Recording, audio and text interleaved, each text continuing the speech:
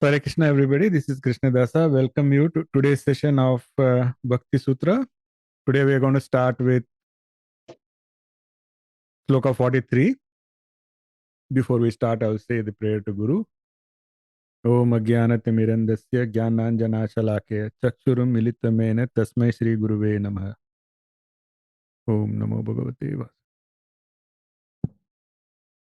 So can somebody tell me what we covered the last session? Anybody remembers? The importance of the Guru and how the Guru guides you on the path of Bhakti. Correct. And more importantly, how we approach the Guru, because How we approach the Guru, yes. And we also discussed how to check whether we still have some pride in us. Are we able to approach the Guru the right way? Do we feel any kind of resistance? Those things will tell us if we still have work to do inside. That is the whole purpose of the teaching. The teaching is the Guru is just a tool. The Guru is just a means. And it is not a Guru who is magically going to put enlightenment into you. The Guru is a tool who is going to enable you to prepare yourself for enlightenment. But it is going to work only if we approach the Guru the right way. So that is the whole point of this. And we took the example of Arjuna and Krishna also, where we said that even between Arjuna and Krishna, although they were good friends, Arjuna used to call Krishna as Sakha. But the actual teaching was possible only when Arjuna surrendered to Krishna. So when the teaching is happening, Arjuna has to look at Krishna as a Guru. Only then Arjuna can be open to the knowledge. So that is the whole idea here. So when we practice this repeatedly, then we will understand that the same holds true for God's grace, receiving God's grace, because God's grace is everywhere. God's grace is available for everybody. What is required is, are we prepared? And how to prepare ourselves is by practicing that preparation with the Guru. That's the whole idea. Okay, let's now go to Shloka 43 and 44. They are both related, so we will take them together. Okay, 43 says, duḥsaṅgaḥ sarvathaiva tyājyaḥ. And Shloka 44, Kama Krodha Moha Smriti Bhramsha Buddhinasha Sarvanasha Karanatvat. So Shloka 43 means avoid evil company by all means.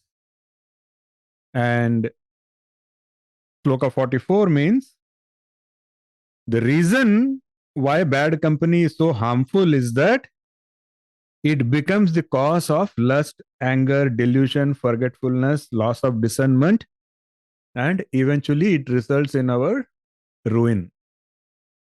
See, in the previous slokas, Naradji emphasized the importance of satsanga. He emphasized the importance of maintaining association of good souls. Here, Naradji is emphasizing the importance of avoiding kusanga, or avoiding the company of the not good souls. See, satsanga takes our mind towards God, while kusanga takes it away from God. We have to be very, very cognizant of this fact.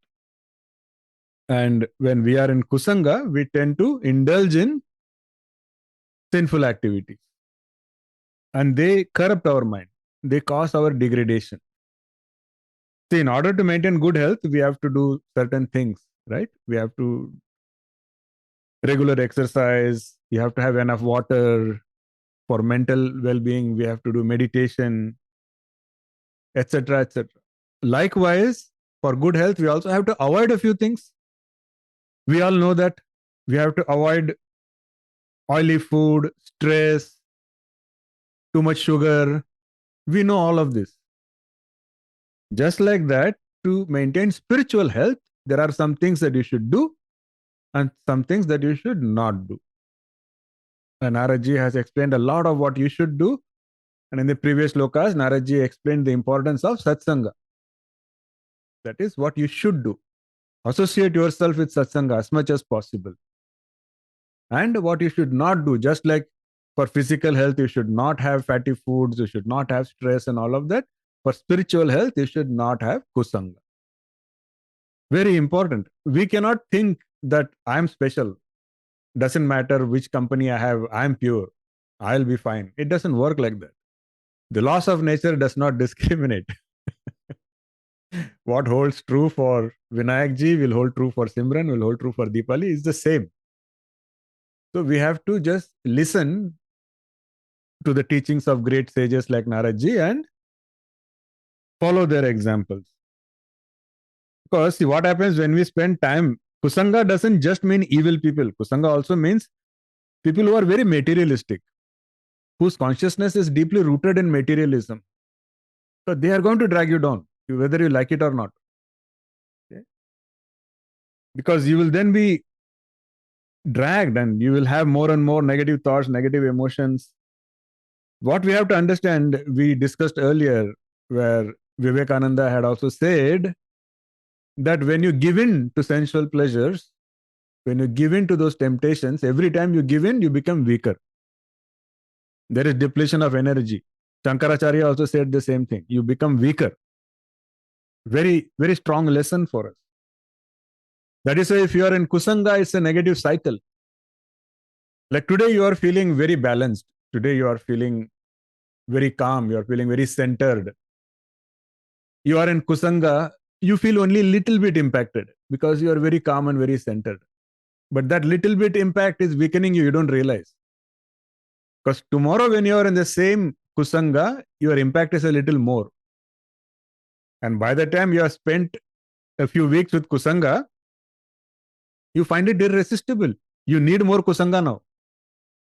Now suddenly you start feeling lonely. See, that is how it works.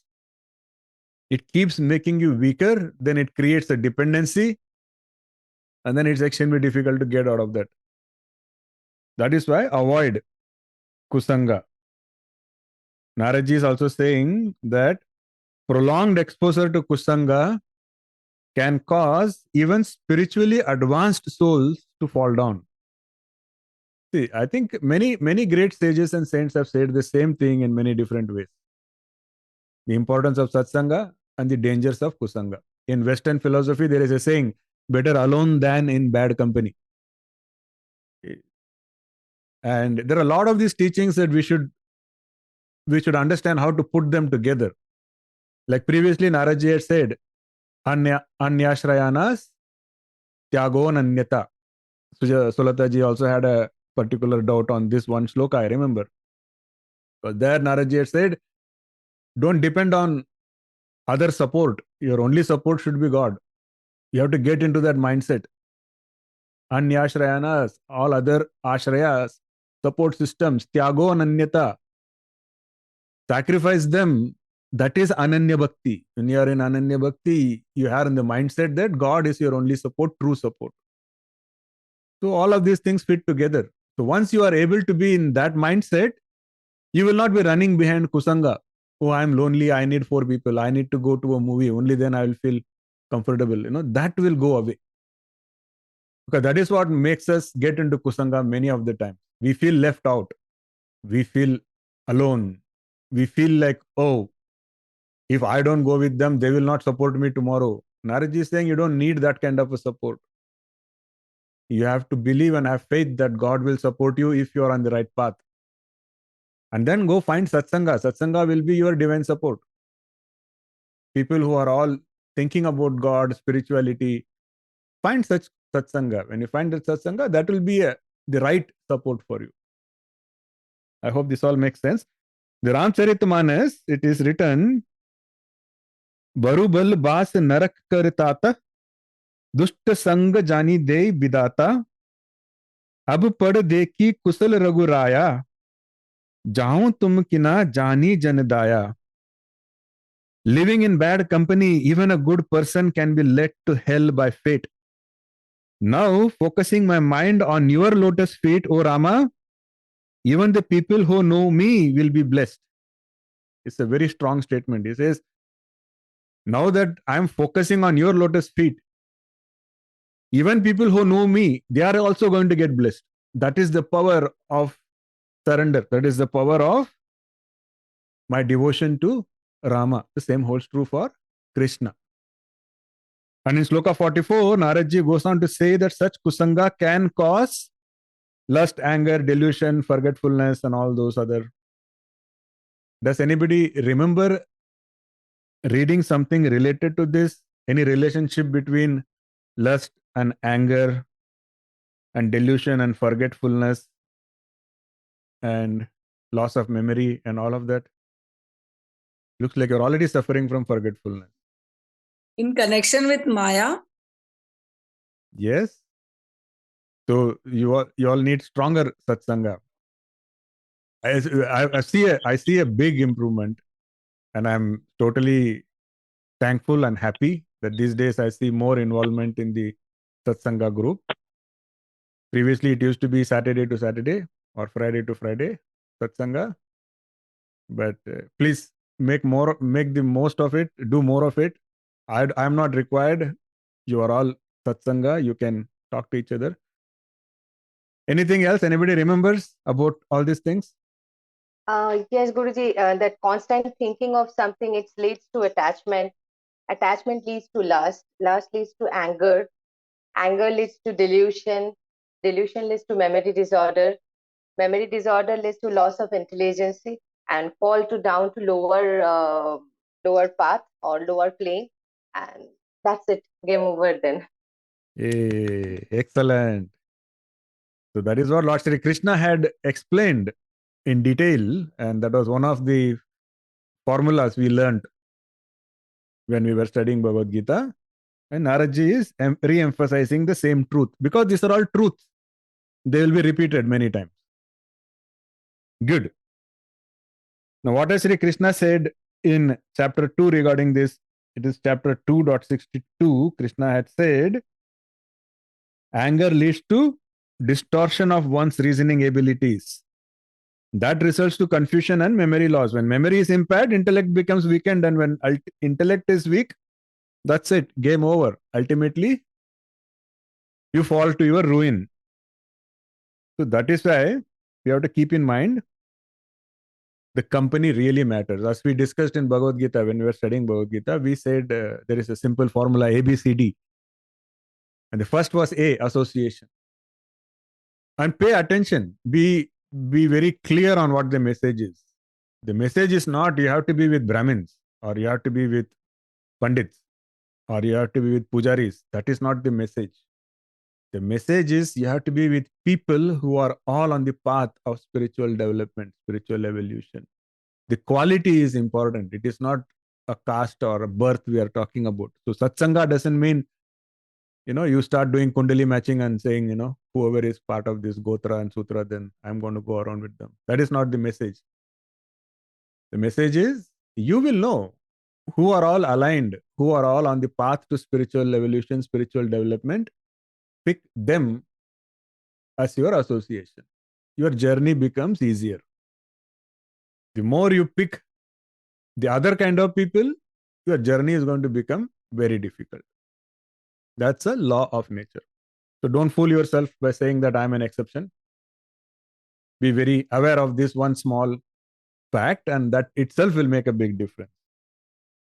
Now, when I was reading this Shloka, I had a very funny thought. Yeah, it is right that we need to seek satsanga. So let us say I am reaching out to somebody who I know is on the spiritual path. I'm reaching out and I'm saying I need that person's association. So that person shouldn't look at me as kusanga. So when we say that you have to seek satsanga, make sure that you don't come across as kusanga for others. Otherwise, you will not find the real satsanga. They will not want to be with you. See, preparation, self-preparation is important in so many levels. That is why Naradji and even Sri Krishna keeps talking about self-purification. And another reason why a guru is important, because a guru is an exception. A guru is willing to take that risk for his students.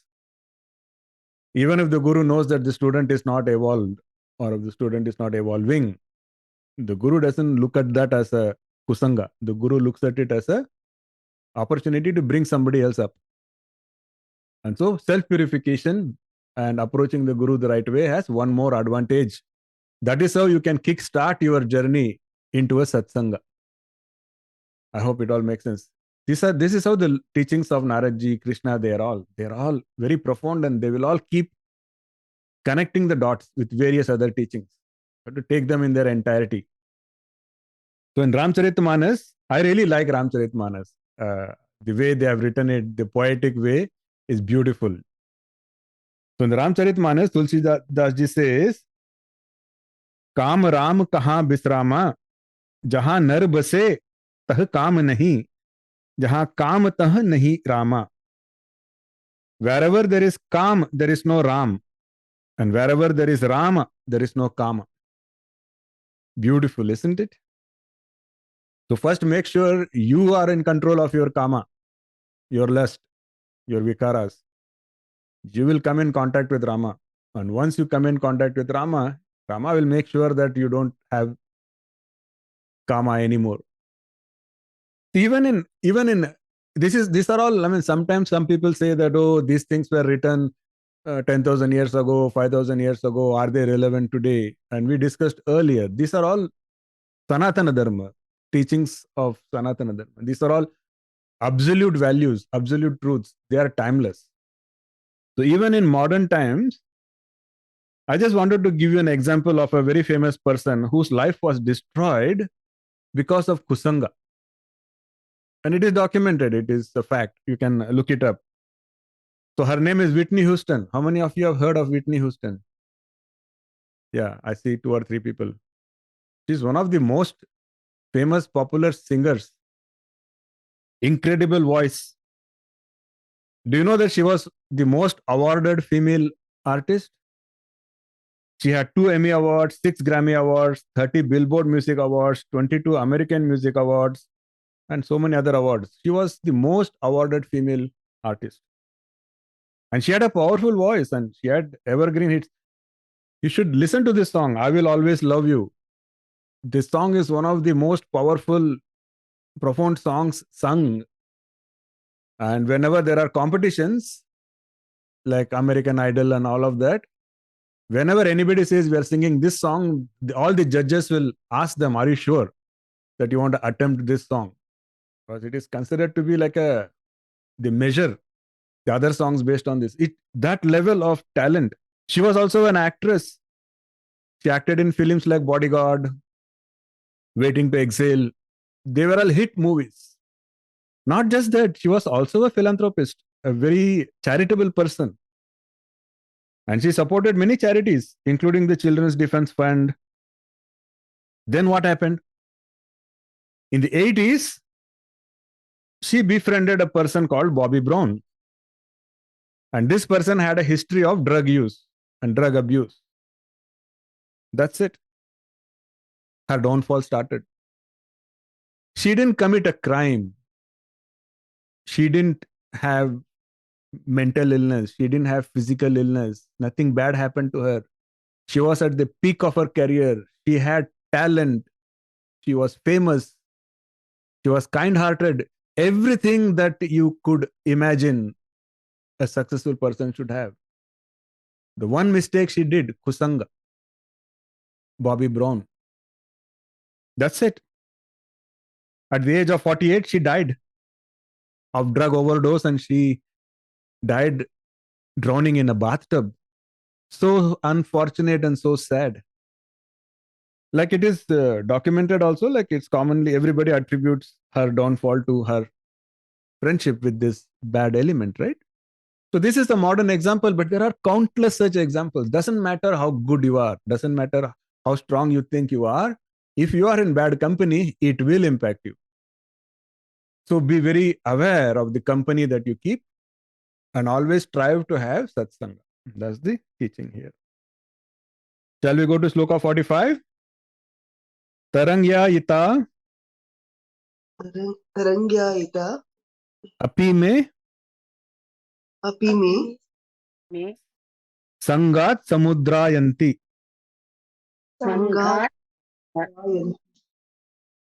Samudrāyanti. Yeah. What that means is, initially, these qualities, negative qualities that we have, initially they may feel like just small ripples within us. They may feel like small ripples within us. But evil company makes them rise and become like huge ocean waves.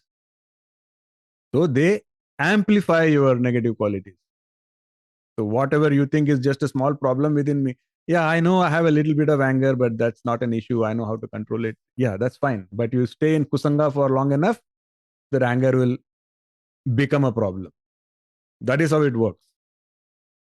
So there is this story of a very famous rishi. His name was Saubhari Rishi. He was very wise and powerful. I mean, he was so wise, powerful, and so popular that even the Rig Veda has a mention of Saubhari Rishi. That is the stature of this Rishi. And he was so perfect in yoga that he could perform meditation from under a river.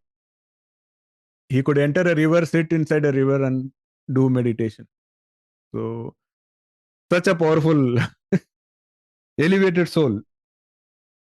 So, one day while he was meditating like this, inside a river, sitting inside a river, he sees two fish mating. And suddenly, a desire came into his mind that I also want family life. So the story is, he goes to King Mandata. At that time, he was in Ayodhya, and the king of Ayodhya was named Mandata. And that king had 50 daughters, 50 beautiful daughters. So Saubhari Rishi goes there and he tells the king, you give me one of your daughters in marriage. I want to have family life now. Now the king looks at this Rishi, this guy looks old and it looks like his hair is not kept well. And the king thinks to himself, why does such an old and shabby guy want a family life? And why is he coming and asking my daughter, a princess? So the king, in his mind, has a very smart plan. He wants to trick the Rishi. So he tells the Rishi, okay, if any of my daughters willingly choose you as their husband, then I will marry her to you. See, the king was thinking that my young daughters, why would they want to do anything with this old shabby guy? So he makes an agreement like this. So he is trying to trick the Rishi. But see, Saubhari, he is such a powerful, elevated yogi. He reads the king's mind, right? So he tells the king, accepted, your condition is accepted, I will come tomorrow. And the king is not worried. He's like, this is going to be a very quick affair and we will shoo him away tomorrow.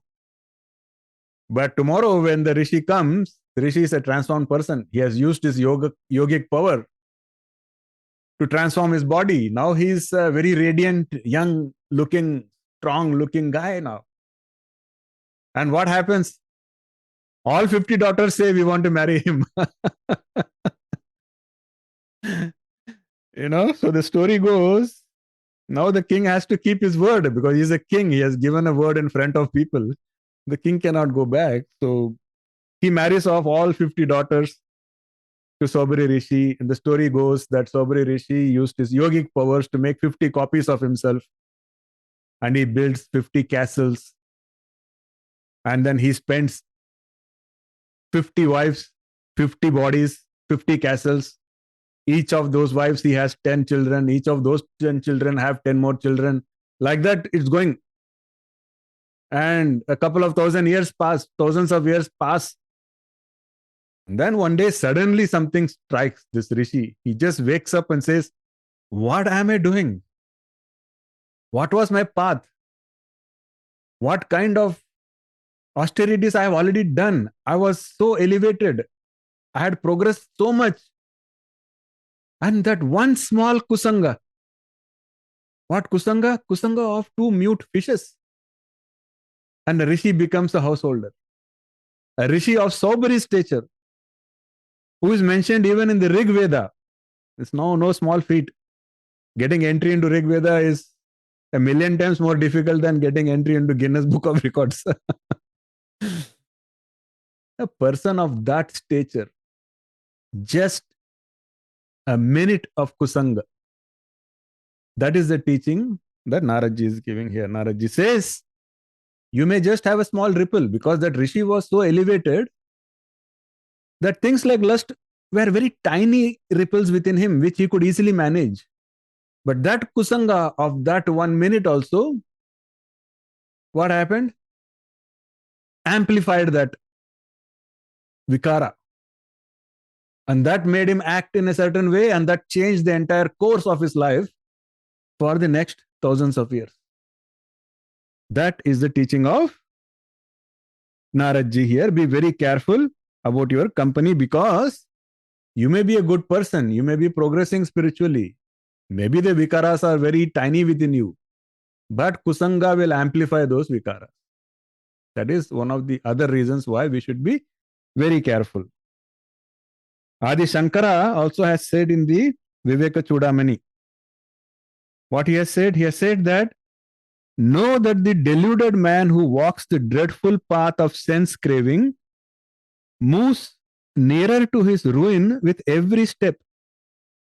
And know this to be true also, that he who walks the path indicated by his teacher, who is his truest well-wisher, and by his own better judgment reaps the highest fruit of the knowledge of Brahman. So if you really desire liberation, hold the objects of sense enjoyment at a distance, like poison. And cherish virtues like contentment, compassion, forgiveness, straightforwardness, so on and so forth. So again, Shankaracharya is also saying the same thing. He's saying, avoid kusanga. And Shankaracharya says, strike the right relationship with your teacher, because your teacher is your well-wisher, and that will probably kickstart your journey. And then from then on, you could get more satsanga and grow that way. I hope this all is making sense so far. Okay, let's go to Shloka 46. Kahatarati. Kahatarati. Kahatarati. Kahatarati. Mayam. Mayam. Yah sangam tyājati. Yah sangam tyājati. Yo mahanubhavam. Yo mahanubhavam. Sevate. Sevate. Nirmamo bhavati. Nirmamo bhavati. This means one may wonder, who can truly conquer Maya? It is the one who relinquishes all attachments, selflessly serves the elevated souls, and frees themselves from the illusion of I and mine. We have already learned that Maya is very powerful. And the purpose of Maya is to help us turn towards God. The Bhagavad Gita, Krishna has said in chapter 7 that we cannot overcome Maya by using our own willpower. You remember that. Only way to escape Maya is by surrendering to Krishna. We have already studied that.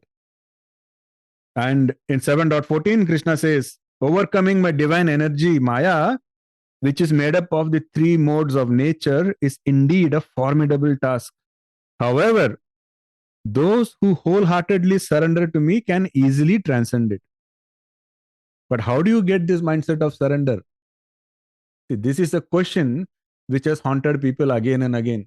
People say, okay, you keep saying that surrender to God, surrender to God. How do you develop that mindset of surrender?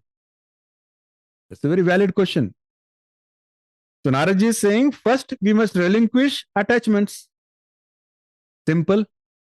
Krishna has said the same thing, starting from second chapter. Karmanyavadikaraste ma phaleshu kadachana. Attachments. Get rid of attachments. And Naradji says, perform selfless service to Guru and other elevated souls.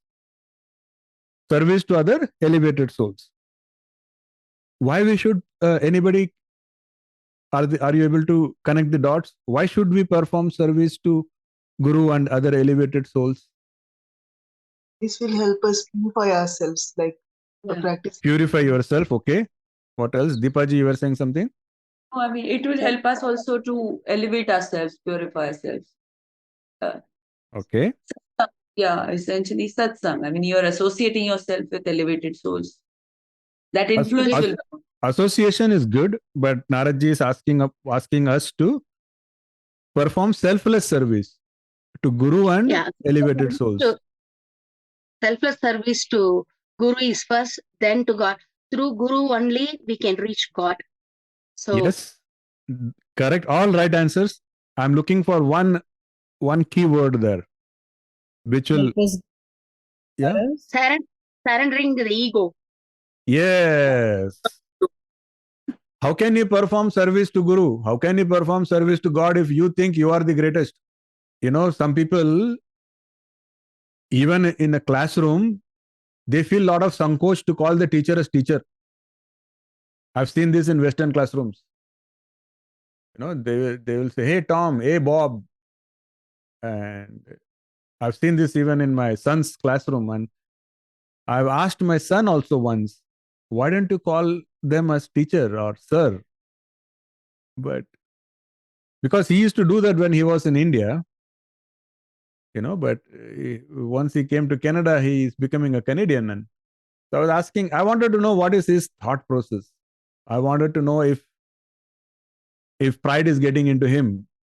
But fortunately for him, that was not the problem. For him, the problem was kusanga.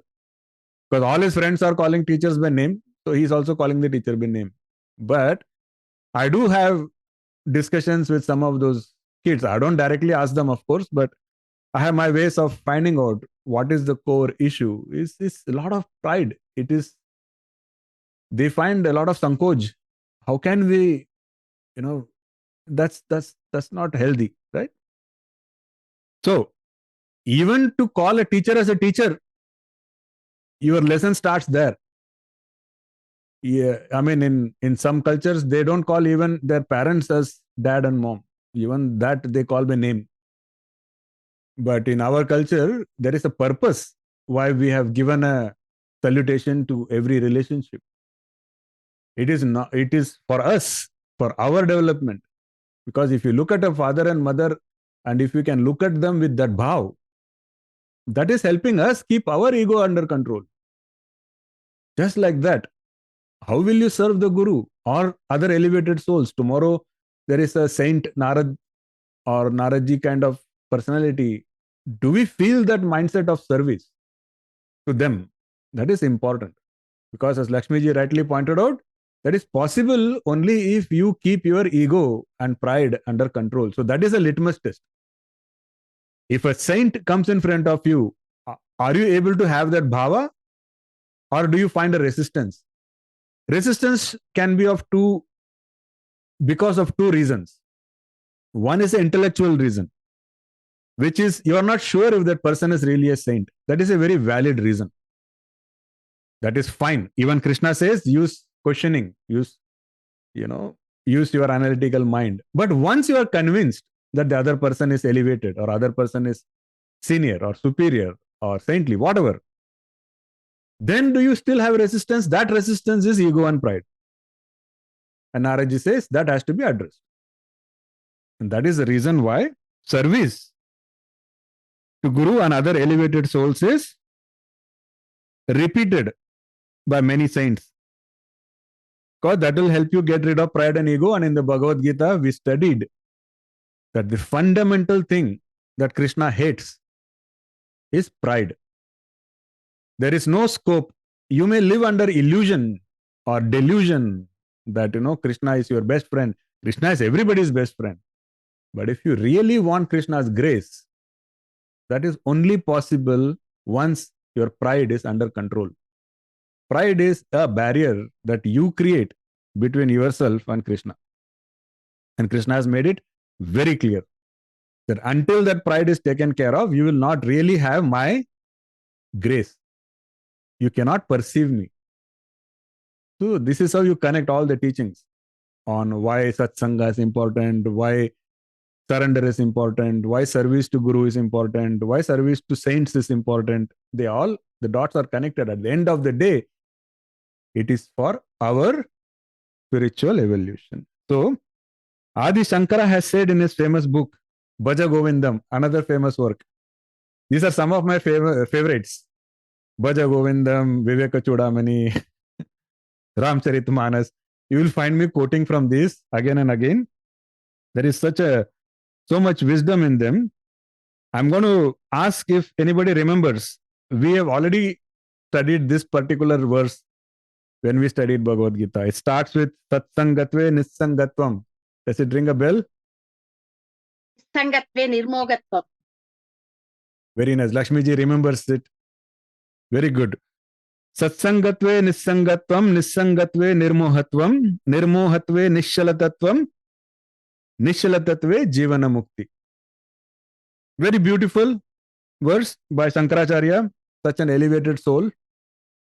Satsangatve Nissangatvam means associating with the wise and virtuous, one becomes detached from worldly attachments. The first step. Nissangatve Nirmohatvam. So once we have detachment, then we get free from the delusion and confusion caused by the mind and senses. Because this confusion and delusion keeps happening. So once the attachment goes away, the delusion goes away. Confusion and delusion. Nirmohatve Nishalatatvam. Once we are free from this delusion, then you get an unwavering, focused mind. Nishalatatve Jivana Mukti. And once you have such a steady mind, then you are able to go on the path and attain liberation while still living. Liberation doesn't happen necessarily after you die. You can get liberation while still living. And that is called as Jivana Mukti. So beautiful. So overall, this verse highlights the importance of associating with wise people, devotees, elevated souls, and practicing detachment and practicing unwavering mind. Why? Can anybody connect the dot with any other teaching? Why do you think a focused, unwavering mind is important? Any other teaching of Krishna comes to mind? You're all postgraduates, so I'm going to ask you random questions. Because samatvam and being sthita prajna Correct. is very Correct. Anything else? There is something very, very relevant to a focused mind that Krishna has called out in the Bhagavad Gita. Constant association, and then Very close. Simranji, this is in scope. It is not out of syllabus. Simranji is thinking this doesn't look like in syllabus. So with focused mind only you will be able Trying to to come with a correct word. It is somewhere. Yes? no, with focused mind only will you be able to attain liberation. I mean, Correct. But Krishna has said that. So do you remember what Krishna has said about this? Is the question. He has used this specific word, focused.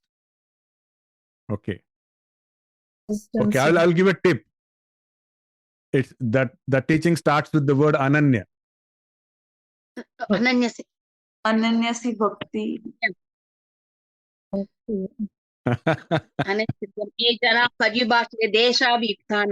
Yes, Lakshmi ji got it. Yes. Ananyas chintayanto mam ye jana paryupasate. Deshabhiktanam yogakshemam mahamyaham. Yogakshemam mahamyaham. Ananyas chintayanto mam. It starts with ananya chintan. That is the requirement. Focused and steady. And it ends in Krishna's promise that he will take care of what you need and protecting what you have. See, Krishna says, I'm happy to be your protector. He will be your personal protector. But the requirement is you have to have that ananya chintan. Consistency. For that, you need a focused mind. And to have a focused mind, Naradji is giving you all these do's and don'ts. See, these all tie with each other. All the dots get connected. And everybody has said that attachment is a big problem. And that is why, again and again, you see the same theme repeating. That get rid of attachment. And again, remember what Shankaracharya said. It's a very, very important teaching. That every time you give into weakness, we become weaker. It may not sound fair, it may not sound, but that is how the universe works. Sorry, we have to follow the laws of the universe. Every atom in the universe has to follow the laws of the universe. There is no exception. And the law of the universe says, every time you give in to weakness, you become weaker. That is why it is very important to start now. Even now, some of us may be thinking, yeah, I know duḥsaṅgaḥ is bad, but these are some of these friends. I will just have one more party with them, and then I will probably say bye-bye to them. But I'm still so young. I mean, come on, this is not for me. I will do this satsanga business once I become 60. Correct? Deepali is smiling. Deepali has this retirement plan. She's like, once I become 60, then I will not do duḥsaṅgaḥ. Okay. So, the converse is also true. It is not all a losing game. The sages have also given us the winning strategy. So they have said, when you practice detachment, your energy level increases. And when your energy level increases, you start doing the right things. You start having right association. And they amplify the goodness. So they make you stronger and stronger, faster. Just like duḥsaṅgaḥ makes you weaker and weaker very quickly, satsanga makes you stronger and stronger very quickly. So both sides are there. It is up to us which side we choose. And also, we really have to understand that life is short. Life is short from a perspective of spiritual evolution, because spiritual evolution is the goal. And there are so many mistakes we can make. And life is also unpredictable. So that is why we should not waste the life. Now that we have all these teachings, make the most of those teachings and start implementing them ASAP. That's the message here. And then Naradji is also talking about, again, he says, what does it mean when I say that serve the teacher? What is that actual tatparya behind that? So when one of the best ways to serve the teacher is by making an honest effort to understand the teachings and strive to live by those teachings. Shravan, Manan and Nididhyasan. Very important. So those teachings should be, it should go on in your mind all the time. What are you learning? Go revise. And try to practice. That is one of the best ways to serve a teacher. And the highest form of service is aligning with the teachings and serving through humility, love, and respect. That is all Naradji is saying. He is not saying you have to keep all your wealth at their feet or, go wash their house, and those are all up to you, what you want to do. But the fundamental aspect basically is all related to how we take the teachings. Are we sincerely following the teachings? Are we practicing the teachings? Very important aspect. And the simple things like humility, love, and respect. It holds true for teacher, it holds true for parents, it holds true for sages, saints, it holds true for God. It's the same fundamental thing that we need to develop. That's all. So this is the first requirement Naradji says. Do you want to go to the next shloka? There he talks about the other requirements. How many people want to go to the next shloka? You all have time? Let's do that. Okay. Shloka 47.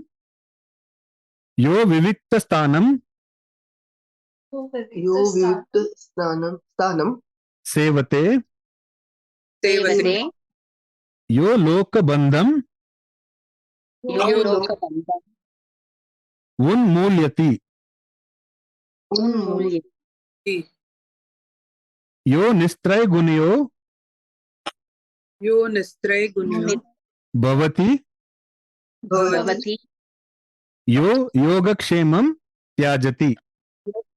yo yogamam yayati. What that means is, who can certainly overcome Maya? He who gives up all attachment, who serves the great ones, and who are able to free themselves from the sense of I and mine.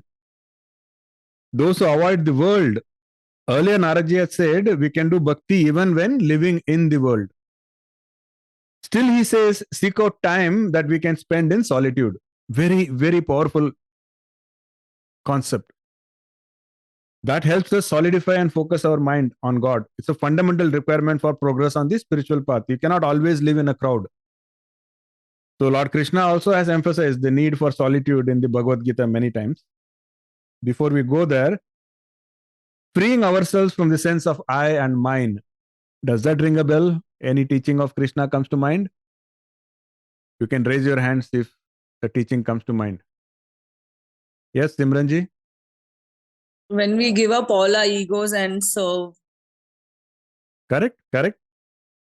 There is one particular very popular shloka we discussed from the Bhagavad Gita to help us not have the sense of I and mine. Yes. Sarvaloka Yes. Maheshwaram Sarvabhutanam. Excellent. See, I feel so happy that now Krishna's message is becoming internalized. Yes. Bhoktaram yajna tapasam sarvaloka maheshwaram. Srutam Sarvabhutanam Jnanatmam Shantiriti. Yes, 3-point piece formula. So Krishna says, if I'm the doer, and if you always are aware that I'm the doer, then your sense of I and mine go away. And here Naraji is saying that is one of the requirements. And about solitude, you can read up later in chapter 6, Shloka 10, Krishna had said, those who seek the state of yoga should spend time in solitude. Constantly engaged in... See, solitude doesn't mean that you are alone and appreciating your own beauty. I'm in front of the mirror and I spend an hour combing my hair and putting whatever paint on my lips and all of that, right? That is not the definition of solitude. The definition of solitude is when you are alone and enjoying that aloneness in meditation and contemplating on God. That is how you train your mind. Sri Ramakrishna, very beautiful message he has given. Ramakrishna is also one of my other favorite saints. Because some of his teachings are so simple, but they explain something very profound. So Ramakrishna, he used to say, if you want butter, then the milk has to first be curdled. Milk has to become dahi. And then you have to, what you have to do? You have to first keep it somewhere. When the milk is becoming curd, you cannot disturb it. It has to be kept somewhere. That is solitude. Okay. And once the curd becomes, then it is ready to give you butter. And then you churn the curd, you get butter. But have you ever thought about the miraculous transformation that is going on? How many of us even think about it? We just take it for granted. Yeah, it becomes curd and then I do like this, it becomes butter. But think about it. When you add water to milk, what happens? It just mixes readily. You can no longer say where is water and where is milk, because the milk so easily got corrupted in a way by the water that enters, correct? But what happens when you put butter in water? There is no corruption. It is not even easy for you to mix butter and water. They won't even mix, even if you try. But why? This butter was in the milk, even in the beginning. This butter was in that very milk, right? But when it was milk, it was getting corrupted by water. But once it became butter, then it became so strong and so hard to be influenced. Then water could not touch it. What changed? The process. The Starting with solitude. solitude. Just like that, when we practice solitude and focus our mind, the churning is contemplation on God and spiritual practices. And becoming curd is the solitude. So then we also make our mind like butter. Then it can be in the world and yet not be impacted by the world. So we look at some great sages and we say, oh, that sage is just walking around with a hookah in his mouth. I will also walk. That's because that sage has already become a butter. You are still milk. See, that is the teaching. Very beautiful example. This is the power of Ramakrishna's teachings. Simple examples conveying powerful lessons. Very beautiful, very beautiful. Yeah. Again, solitude doesn't mean you have to go to a mountaintop, live in a cave. That is not the requirements. It just means you need some time where you are not distracted by the outside world. You can do this in your own home. Solitude. The more you focus, the easier it will be for you to practice solitude. Now, I seldom talk about myself. The intent is not to show off or tell you something that I'm great. That's not the intent. I'm just trying to share my experience because this is not just theoretical. I've experienced it myself. So like Kalpana can tell you that I used to be extremely sensitive to noise. Like if somebody even talks little loudly, I will feel annoyed. I mean, this is how I was many, many years ago. Like I can't handle even people suddenly loudly saying something. I don't know. I was made that way. But there was a time when I did try a few spiritual practices. I used to get up early. I used to do meditation, pranayama, a lot of different things I tried. And I still remember that one day where I was feeling peaceful and I was feeling calm. And I realized the wonder of what just happened because I had gone to the noisiest place in Pune, Tulsi Bagh, in a rickshaw. And we came back from that place and I caught myself still being calm. And I remember feeling so astonished. How did this happen? The answer came later. At that time, I didn't understand, but the answer came much later that this is the power of constant practice. When you do this kind of practice in solitude, solitude doesn't have to be for days at an end. Spend even half an hour a day in solitude, focusing your mind. That is also impactful.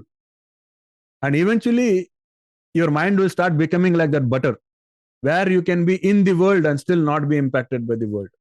That should be our goal. So we have to practice solitude. Very, very important. So there is I always say the difference between whether you are evolving or you are not evolving, the difference will be how you look at it. Do you look at it as the agony of loneliness or do you look at it as the glory of solitude? That determines whether we are going upwards or downwards. That determines if we are seeking kusanga or satsanga. In true satsanga, you can be with 3 or 4 people and not say a word and feel happy. Kusanga is all noise. So that's the message.